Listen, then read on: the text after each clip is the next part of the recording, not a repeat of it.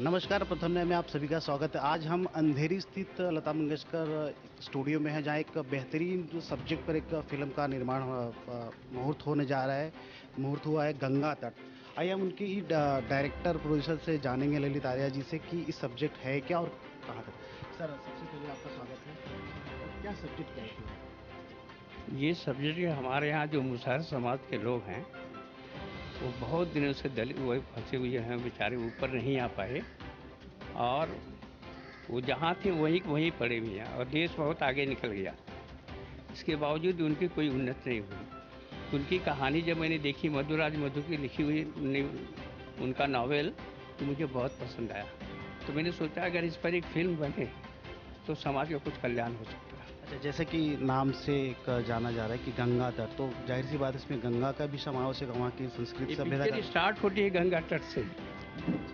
Picture की शुरुआत है गंगा तट, जहाँ और वहीं एंड होती है। हम इस फ़िल्म के लीड जो एक्टर हैं उनसे भी थोड़ा बात करेंगे कि सबसे पहले हम अपना नाम बताएं। आदित्यांश तिवारी। कैसा लग रहा है इस फ़िल्म का हिस्सा बनकर? ऑब्वियसली बहुत अच्छा लगेगा, सर के साथ काम करने का मौका मिला है। आगे भी देखते हैं, प्रोसीड करेंगे कि इसके बाद भी मूवी करते रहे ऐसी आगे। क्या उम्मीद है फ़िल्म में से कितनी? सर वो तो आप खुद ही देखेंगे, खुद ही आपको पता चल जाएगा। उम्मीद तो मुझे खुद है, सर की जब स्टोरी पढ़ी मैंने तो कुछ सवाल ही नहीं उठता आगे कुछ क्वेश्चन करने का। हाँ जी। एक और भी हमारे बेहतरीन एक्टर हैं प्रेमी, राज प्रेमी जी, उनसे भी हम जानेंगे कि सर कैसा लगा? सर देखिए क्या है, बहुत सारी फिल्में, 30 सालों का यात्रा है मेरी फिल्मों की, टीवी की। मुझे शिवांश जी ने बताया था इस फिल्म के बारे में, गंगा तट।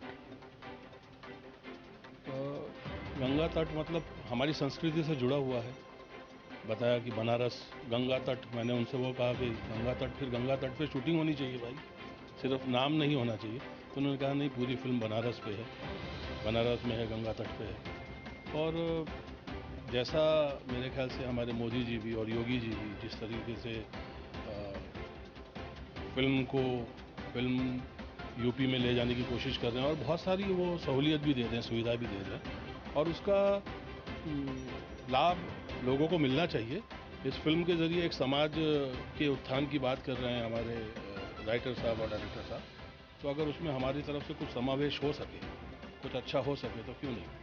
एक अच्छी फिल्म का हिस्सा बनने के लिए मैं शिवांश जी और मधु जी को शुक्रिया अदा करना चाहूँगा और अपनी तरफ से पूरी मेहनत करूँगा। हर एक्टर अपनी तरफ से 100% मेहनत करता है कि वो फिल्म अच्छी बने, और बाकी तो फिर दर्शकों का जो प्यार और आशीर्वाद मिलेगा तो फिर। बहुत बेहतरीन। इसके बाद हम चलिए चलते हैं, जो लीड एक्ट्रेस हैं सुमन जी, इनसे बताएंगे कि कैसा लग रहा है इस फ़िल्म का हिस्सा बनकर।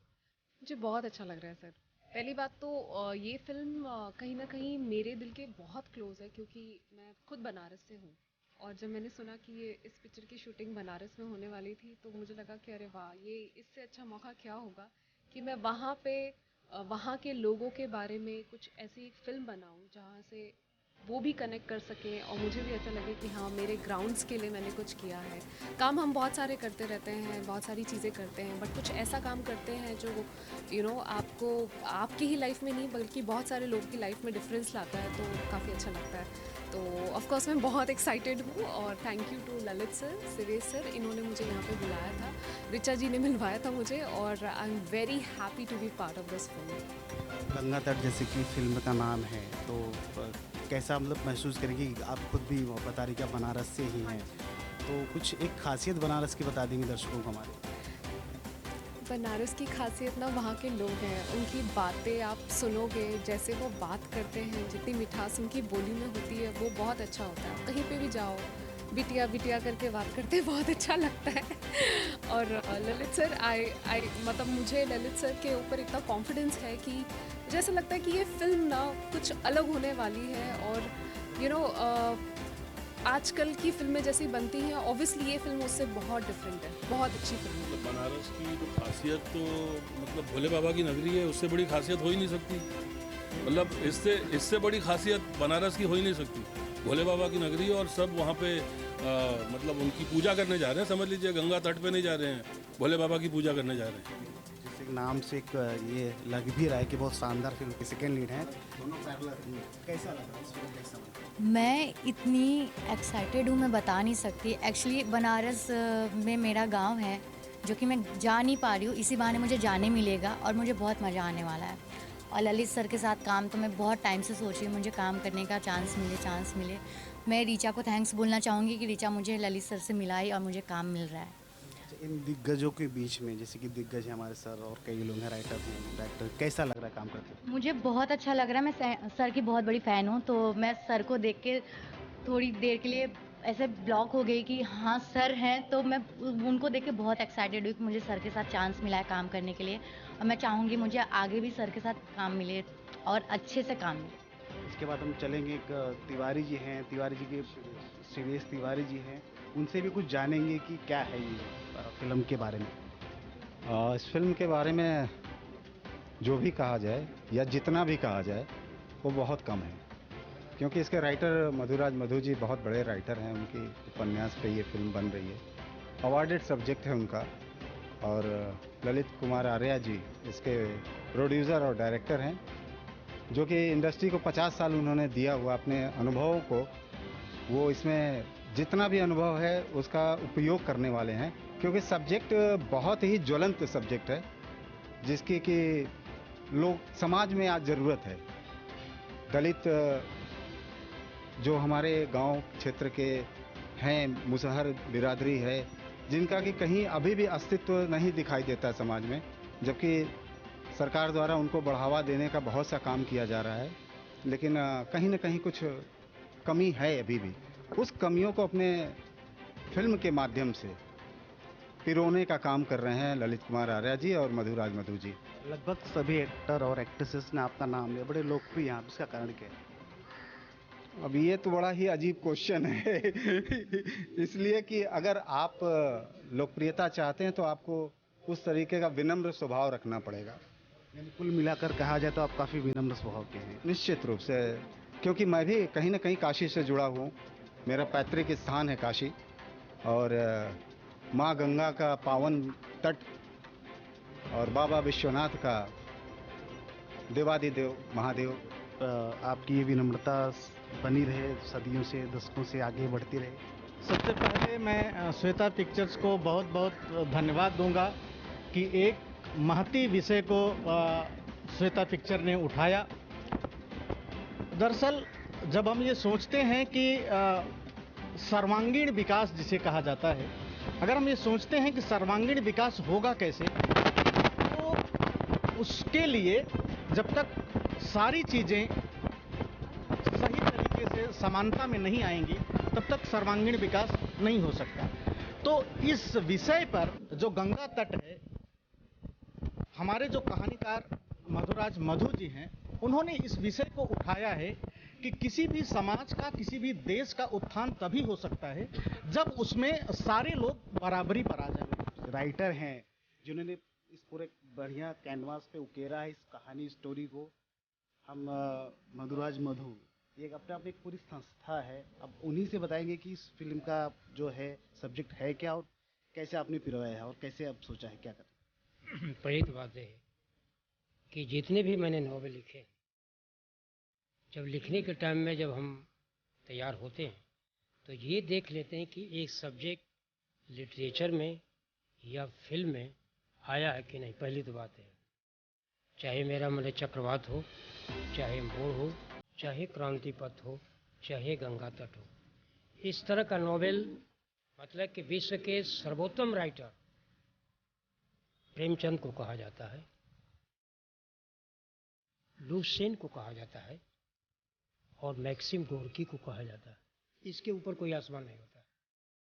और जो सब्जेक्ट मैंने लिया है, प्रेमचंद और लुसेन और मैक्सिम गोर्की ने भी नहीं टच किया है। सत्यजीत राय से बड़ा कोई डायरेक्टर नहीं रहा। जो कि अपने को दिलीप कुमार समझने वाले उत्तम कुमार एक बार 5 मिनट लेट हुआ करके, उत्तम मारूंगा लात, बाउंड्री से बाहर हो जाएगा तुम। वो डायरेक्टर बोलता है कि अगर आँख है आपको, जबान है, हाथ पैर है, तो हीरो तो तुझे मैं बनाऊंगा जाना। उन्होंने भी ये सब्जेक्ट नहीं लिया, आप गंगा बनारस जाएंगे, गंगा जाएंगे, कुछ नहीं है। गंगा जहाँ से शुरू होती है तहाँ तक पवित्रता है। ये गंगा तट के बाद जो है आपकी गंगा तट यात्रा जो है जारी कहने के रहेगी लिए या गंगा, फिर से आप लिटरेचर में कहेगा टाइटल दो किस्म का होता है। एक टाइटल होता है जो आपको मीनिंग बता देता है, गंगा तट, हम बनारस घूम गए, हम हिमालय भी घूम गए। एक टाइटल होता है, इनर मीनिंग होता है, गंगा तट बहुत दर्द लेकर खड़ा है, गंगा तट बहुत दर्द लेकर खड़ा है, बड़ा जख्म लेकर के चला, बड़ी टीस लेकर के चला, बड़े मतलब की समस्याओं को लेकर चला, दुश्वारियों को लेकर चला। गंगा अपनी पवित्रता में समेट कर प्रवाह में चलता जा रहा है। ऐसे ऐसे पात्रों को, और इन पात्रों के माध्यम से एक स्टैंड दिया है कि अगर ये कैरेक्टर अगर अपनी जगह पर नहीं बोलते हैं तो यह बेहतर, ये दावा है कि ये दुनिया में उतना ही नाम का गया जैसे पाथेर पंचाली ने कमाया था। पाथेर पंचाली आपको पता होगा कि नहीं होता कि दिल्ली आपके सत्यजीत राय की पहली फिल्म थी विश्व में सर्वोत्तम स्थान। यानी गंगा तट भी एक मील का पत्थर साबित होगी। बिल्कुल, अगर आर्टिस्ट, अगर डायरेक्टर अगर ठीक है तो मैं लिख कर साइन करके देता हूँ कि अगर फेल हो गई कलम छोड़ दूंगा, बशर्ते कि सेटेलाइट पर आपको उतरना होगा।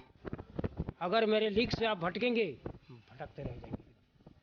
मैं आपको बताऊं, दूसरी बात, मैंने उस डायरेक्टर की बात कर रहा हूँ कि बहुत सारे डायरेक्टर में हेमा मालिनी के भी साथ रहा हूँ।